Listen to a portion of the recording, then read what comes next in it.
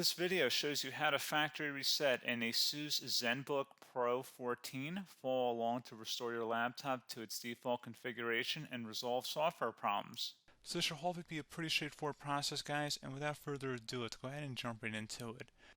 It's supposed to not delete your personal files. I strongly suggest that you create a backup of any important files or documents before you proceed, because even though it might say that it's going to save your personal files, there's no guarantees that it will, so just keep that in mind, and we're going to go ahead and jump right into it.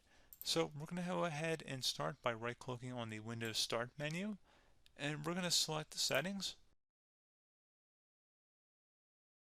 You want to select System, and then on the right side, scroll down until you get to Recovery. Reset Advanced Startup Previous Version of Windows. Go ahead and open that up.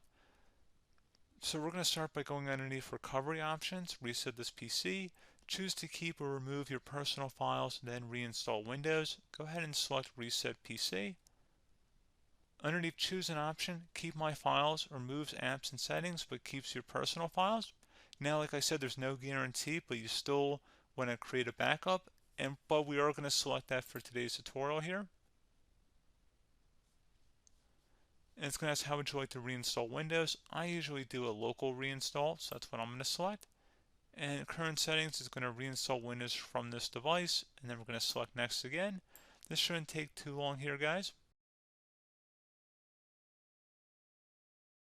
And resetting will change settings back to their default, keep personal files, reinstall Windows from this device, remove all apps and programs, and you can also view what apps will be removed.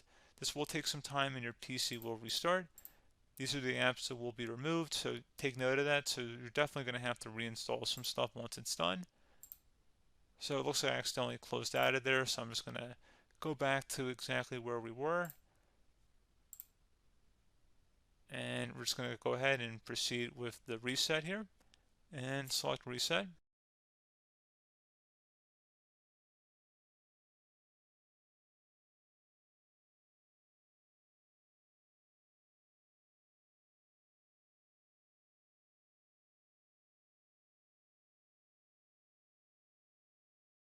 And there you go, guys. Should be simple as that.